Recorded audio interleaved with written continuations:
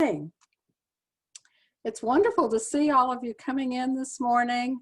This is, it's great to have our service here on Zoom.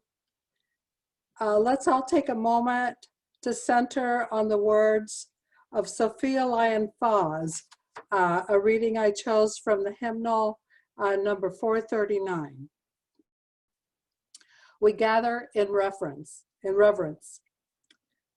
We gather in reverence before the wonder of life, the wonder of this moment, the wonder of being together, yet so close, yet so apart. Each hidden in our own secret chamber, each listening, each trying to speak, yet none fully understanding, none fully understood.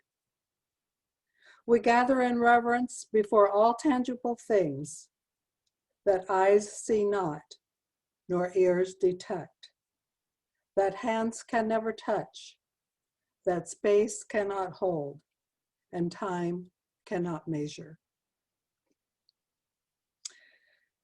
We're happy to welcome all of you to West Valley Unitarian Universalist Church. Our service, of course, is on Zoom, with our beautiful building being off limits right now due to COVID. We're so happy you're joining us, and I just want to mention that our theme for this month is spirituality. Our part-time minister, Reverend Cathy Corbin-Mannino, is our speaker this morning, and her topic will be spirituality versus spiritualism. Cathy, we all look forward to hearing more about this intriguing topic. Our congregation is officially recognized by the UUA, a network of more than 1,000 congregations committed to our 7 principles, which include recognizing the worth and dignity of all people and the need for justice and compassion. We are a welcoming congregation, and this emphasizes that you are welcome here, regardless of sexual orientation, regardless of race, political affiliation, or personal religious belief. We continue to study and analyze more about being welcoming, and as kind of an announcement, there are now 2 adult RE classes beginning on this topic, and you can probably, if you're interested, still sign up. You need to contact either Jim Ray or Sandra Mahoney. Are there any other announcements? Okay, we'll continue. We will now begin the service with the lighting of the chalice. As you see Paul lighting it, I will read a quotation that Roz Cook put on Facebook, and it's by Mary Sarton. Help us to be always hopeful gardeners of the Spirit. Who knows, without darkness, nothing comes to birth, as without light, nothing flowers.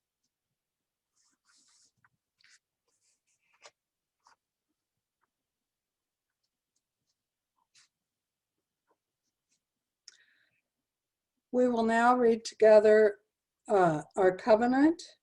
As a congregation free of dogma, we enter instead into a covenant, promising one another our mutual trust and support. As it appears on your screen, let us read it together. Love is the doctrine of our congregation.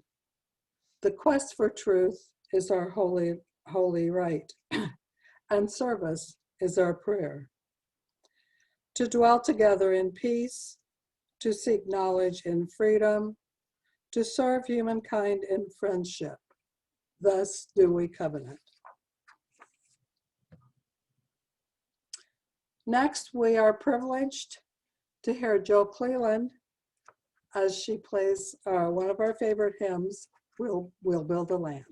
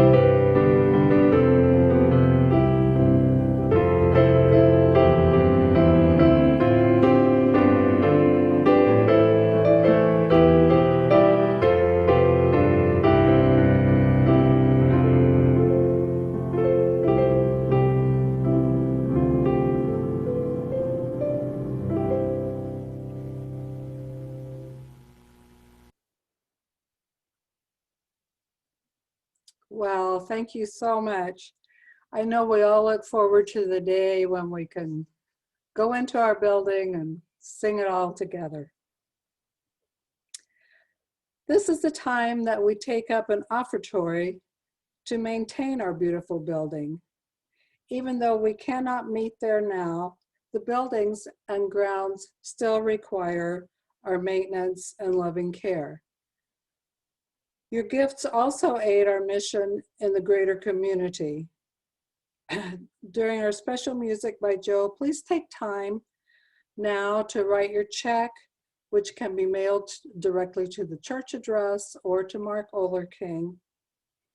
You also have the option of using PayPal or a credit card. I'm not sure how that works, but I'm sure arrangements can be made. Thank you.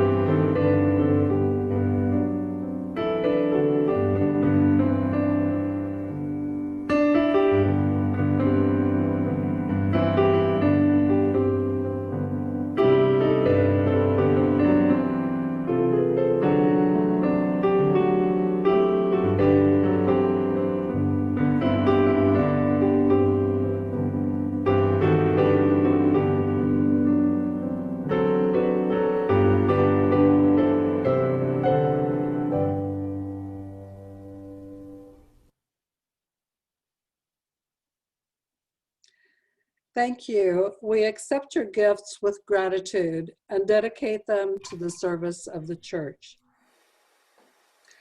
I will now turn the service over to Reverend Cathy and her topic of spirituality versus spiritualism. I understand she's also exploring a little bit the differences between being spiritual and being religious.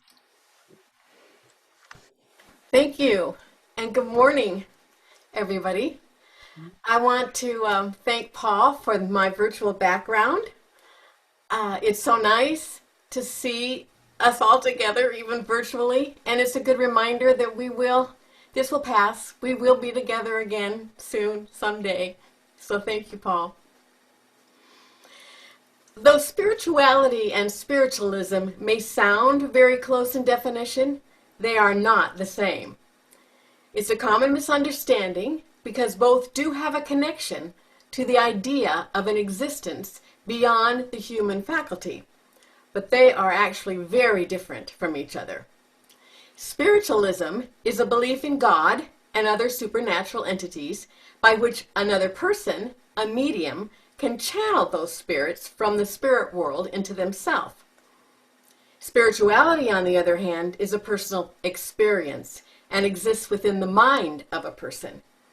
It can also be identified as a process because it can change a person's view of life. It's a transformation of a person from one psychological state to another. Religions have many ways of interpreting this psychological transformation of the mind, but it is not a product of religion. It is a path on which a person searches for the reason for their existence. And everyone can get inspired from different teachings, but spirituality is one's own distinct attribute. To lead a spiritual life, one looks for the wisdom that mirrors their own heart and that satisfies their own inner self. You cannot measure your own or another person's level of spirituality because it is an innate characteristic. The only way to see it is in that person's life. A person who has a spiritually enriched life will live their life in meaningful ways and will help others to do the same when they can. Looking first and just briefly at spiritualism, it was birthed right here in the United States in 1848 with two women, the Fox sisters, who reported hearing rapping inside the walls of their home, unrelated to anybody's physical actions. The sisters developed a rapping type of communication system with the spirits. Tap 3 times on the ceiling. And the number of these taps determined what the message was. Turned out that the message was, "There is a skeleton buried in your basement." Sir Arthur Conan Doyle, creator of Sherlock Holmes, had their cellar dug up, and some bones were found, and they attributed that to a man who had been murdered and then must have been buried there. Town officials corroborated their story, and spiritualism took off like a firestorm. One of the sisters later recanted, but it was too late to stop the storm. The public became intensely fascinated with the phenomena of spirits interacting with human beings, and large dramatic exhibitions where people like the Fox sisters were on display for a fee became quite popular. The drama and suspense around psychic phenomena increased, and even President Lincoln attended some seances in Washington, D.C. He wasn't alone in this. A number of famous people, such as Woodrow Wilson, Thomas Edison, Irving Berlin, and George Gershwin, also believed in spiritualism. Spirituality contains no drama or suspense or special tools or environment. It is the connection of something higher than ourselves which helps us discover meaning and purpose in life, a sense of transcendence. And those experiences result in peace, awe, contentment, and a sense of well-being. Spirituality is perhaps the most natural thing there is because it is simply your own conscious self recognizing that you are more than just a body, that you are a soul with infinite potential. The belief in the truth that there exists an invisible world that supports all things visible. Most of us have heard the phrase, "I'm spiritual but not religious." But I think there's also some confusion between spirituality and religiosity. People may reject spirituality because they tend to think of it as something strange and mysterious, thanks in part to the Fox sisters. So some devoutly religious people would not want anyone to consider them spiritual. Conversely, people may want to avoid religion too, for a variety of reasons, not the least of which is a real fear of being psychologically manipulated. Deepak Chopra wrote that spirituality is having your own experience, whereas religion is a belief in someone else's experience. Other differences between religion and spirituality are: religion is a specific set of organized beliefs and practices usually shared by a community or group. Spirituality is more of an individual practice and has to do with having a sense of purpose. And it also relates to the process of developing beliefs, not necessarily religious beliefs, around the meaning of life and your connection with others. Religions are often based on the lives, teaching, and beliefs of a historical or archetypal figure such as Christ, Buddha, Moses, Krishna, Muhammad. The details of the lives of these highly evolved beings have been carried to us across the time through oral tradition and written scriptures, and are considered holy. These figures are the subject of worship and devotion, and form the foundation of religious practices and rituals in a community. Spirituality, in a religious context, is based upon the practical application of that founder's teachings. Religion is an object referral experience. In other words, there is a greater focus on the externals. Houses of worship, church, mosque, synagogue, temple, books of scripture, rituals, and observances. Spirituality is a self-referral experience, an inward journey that involves a shift in awareness rather than some form of external activity. Spirituality is much more about inner understanding than outer worship.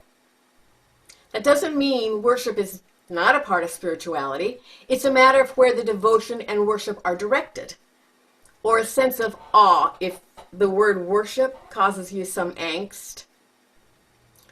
The focus of religion is external, toward a figurehead, object of practice. Focus of spirituality is internal, toward yourself, higher self, or the divinity within. One of the hallmarks of religion is its organization. It is structured, frequently rule-based, that to some degree governs the behavior of its members. Moral laws, rules, and doctrines, as well as specific codes and criteria, create the organized structure that contains the religion's specific belief system. This isn't necessarily a bad thing. In uncertain times, rules and dogmas of organized religion has helped society in providing a sense of certainty and guidance and comfort. Spirituality, though, breaks free from the restrictions and rigid structure sometimes associated with traditional religion. The spiritual seeker recognizes that they are on a pathless path of self-discovery. They are not following a set of external rules, but their own internal inner call. In this way, spirituality can sometimes feel like a rebellious act of going solo and leaving the tribe. Very much in the spirit of Ralph Waldo Emerson when he said, "To be yourself in a world that is constantly trying to make you something else is the greatest achievement." Religious institutions conservatively guard their practice and values, hold rigidly to the past and the original interpretations of the founders' teachings, in the effort to preserve the essence of their teachings, so they can be accurately transmitted through history. Spirituality, by comparison, favors an evolutionary mentality, a more flexible and adaptive mindset toward core teachings of all the great wisdom traditions. And spiritual growth, then, is an evolutionary process. Spirituality embraces change and the evolution of consciousness, which can move the individual, society, and the world forward. When religion is based on rigid interpretations of key teachings, it creates an exclusive worldview that isolates those who do not share their views or interpretations. Unlike the scientific worldview, religions don't require evidence to validate their claims. You are taught to have faith in the infallibility and ultimate truth of this reality. Sadly, this religious in-group mentality has been used to justify the exclusion of minorities or those deemed unworthy in some way. Spirituality makes no such distinctions. It may not dismiss faith, but it leans heavily on the direct experience of the individual soul. You know something because you have tasted the experience yourself and allowed this truth to resonate in you rather than taking the word of another person. And it favors an inclusive approach. Recognizing that pure spirit is a unifying force, no one is ever left out. You are part of a universal hologram. We are all gods and goddesses in disguise, as Krishna explained in the Bhagavad Gita. In other words, from a spiritual perspective, no one has a monopoly on the truth. All are welcome. Despite the best of intentions, religions can sometimes contain a subtle, or not so subtle, undercurrent of fear woven into their teachings. Concepts of original sin, divine judgment, God's wrath, eternal punishment can create a mental environment where you are burdened in worry and anxiety over your worthiness and whether your actions will result in divine retribution or karmic punishment. Your fate in the afterlife looms like a specter in the back of your mind. And this subtly influences all of your thoughts and behaviors. By contrast, spirituality typically discards fear and worry in favor of a more loving, compassionate approach to life and death. Spirituality embraces a consciousness-based worldview that supports all human beings in unconditional love and kindness on their path to awakening. Your choices and behavior are guided not by fear or punishment, but a desire to end suffering and create a peaceful and loving world that works for everyone. So in summary, 4 of the main differences between religion and spirituality.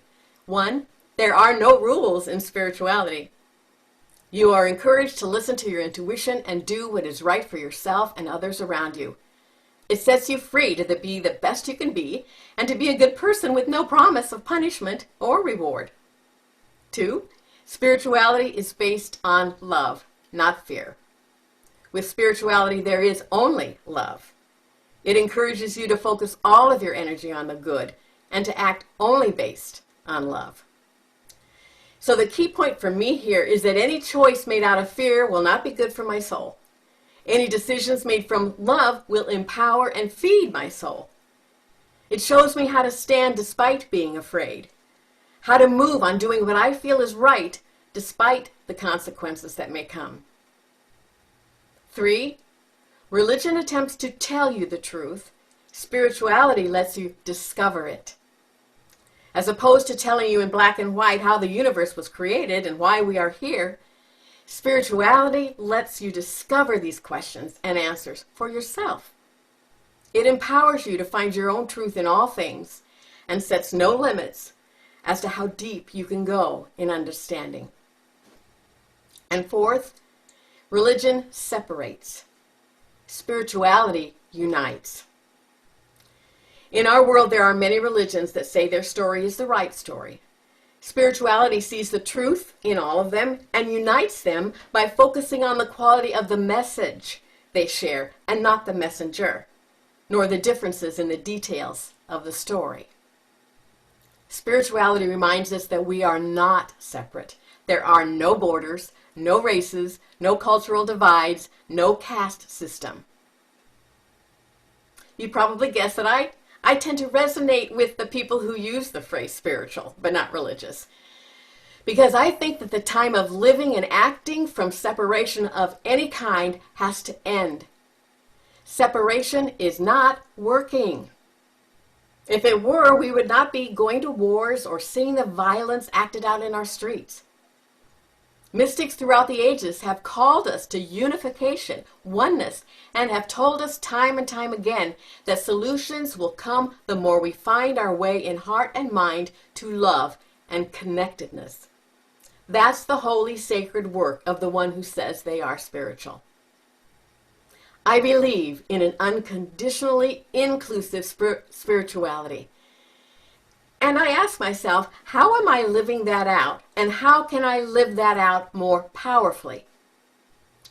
It's so exciting to hear this congregation asking those same questions right now.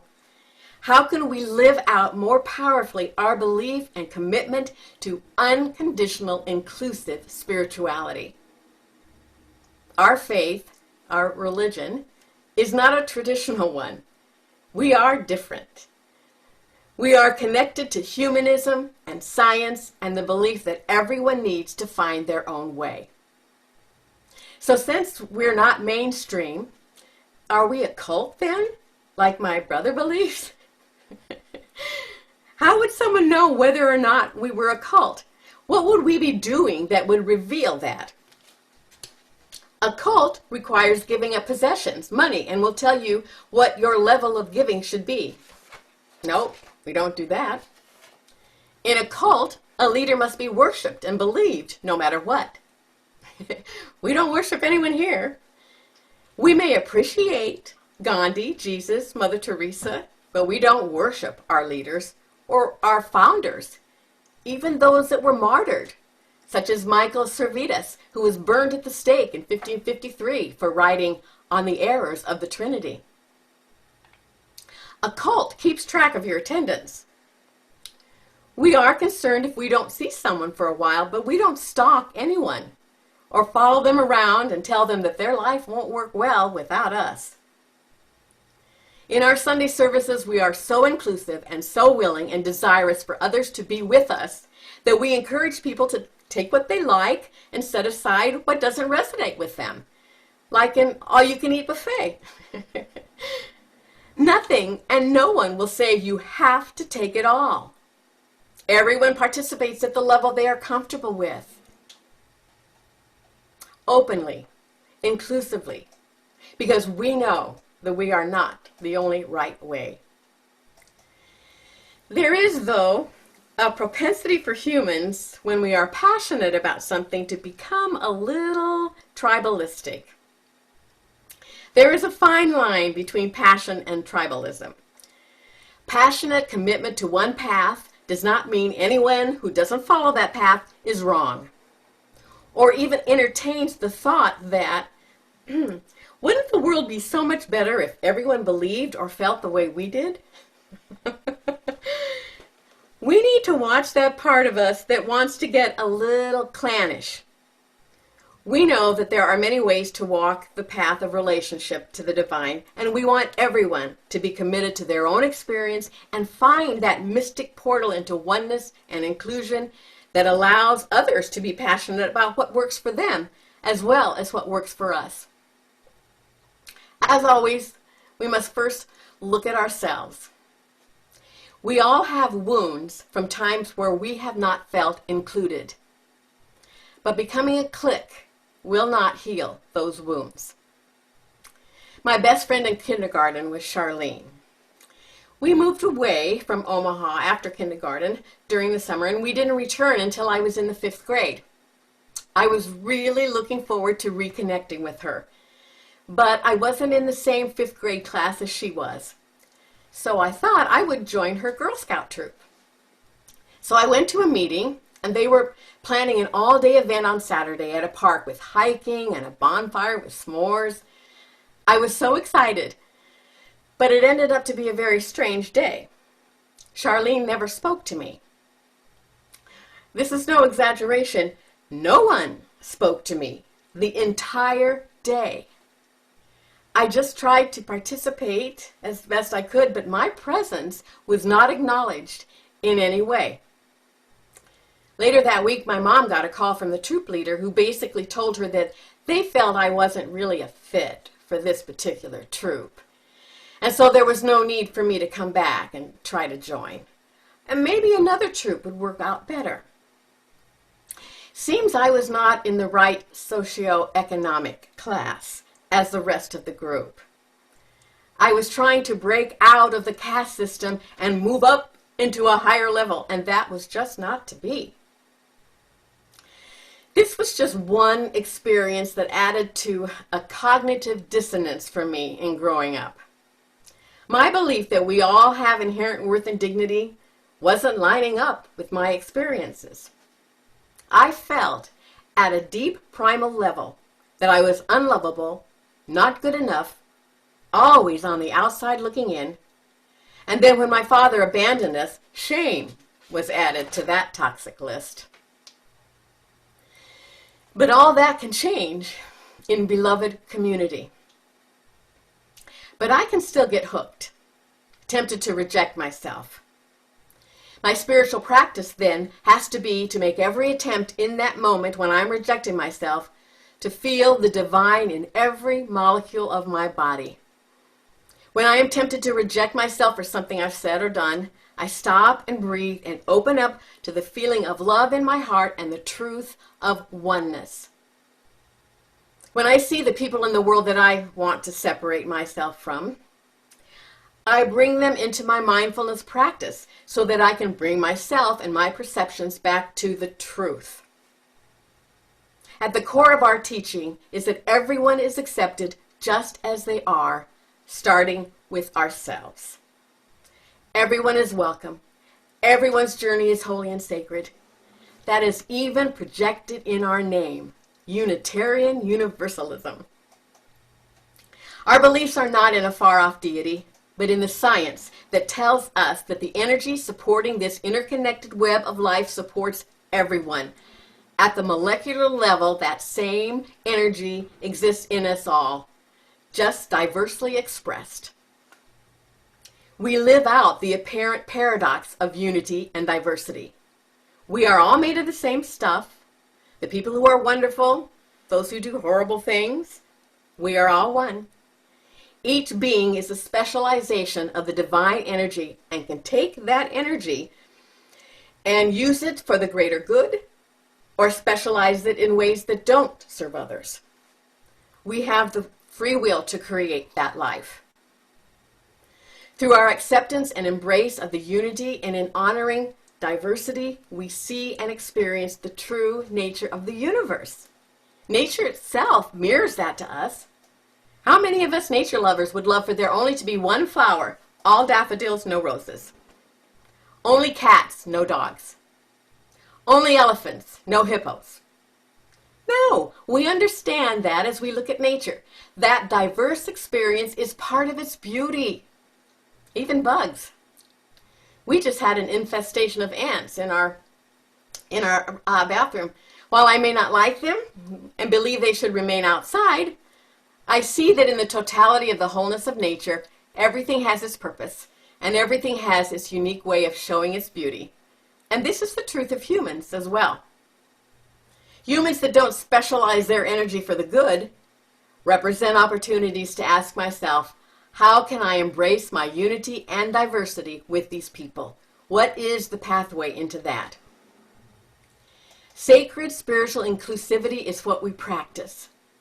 We honor that, and when we look out at the world and sense disturbance, we can use spiritual intelligence to practice and feel the expansive nature of that which unites us, which loves and embraces all of us unconditionally. There has been too much time arguing about the differences, about what's wrong with them. Not that we can't have those conversations, because in any healthy relationship, conversations happen. But may those conversations happen out of the deep spiritual reverence and respect for the uniqueness of everyone that begins to move us forward, that can change and transform ourselves and our world. We can't do this if we're in anger, judgment, projecting our self-rejection on other people. That brings nothing forward. Our work as a spiritual group of beings is always to practice our unity. Experience the unified field of the divine energy even in those we don't like. When my sons were dealing with the entrance of a stepmother into their lives just 6 months after my exit, I felt that I needed to tell them, as much for my benefit as theirs, that the more people they allow into their heart, the larger their circle of love becomes, the bigger a person they will be. To be honest, there was something that resisted saying that, but I knew it was the truth. The biggest life is the one that gives the most, loves the most, includes the most, has the greatest understanding and consciousness of greater good, and distributes that to other people. It's so exciting, I think, to see us as a church take another step into human inclusiveness, spiritual inclusiveness, with the Transforming Hearts and Beloved community groups, where we will listen respectively, forgive and let go of grievances, and commit to being kind in word, mind, and actions. And whenever we feel we may be in separation, we can put up our hands to stop and ask, how can I open my heart more fully? I know that will change us and the landscape in which we live. Even if we are rejected, we know that we are making the right choice, and we can still feel connected. I don't know if my son's stepmother ever knew what I said or whether it would have made any difference to her at all, but it did in me. And I think giving my sons permission to love her was freeing for them as well. May we all love fiercely, cease any thoughts of separation, and have all of our conversations be in love and light. May it be so. Thank you so very much, Cathy. I know I learned a lot, and I'm sure you clarified a lot of things for all of our listeners today. Thank you. We'll move on now to our mission statement. As we extinguish the chalice, we will recite our church mission statement together. It will show up on the screen.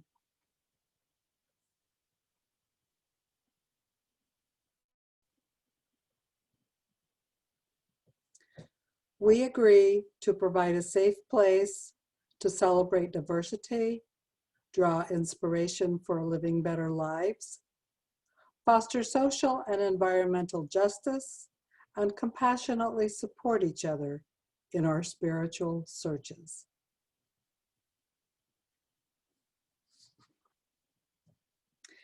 In closing, I would like again to express our gratitude to Reverend Cathy and to every single person who made this service possible, and it takes many.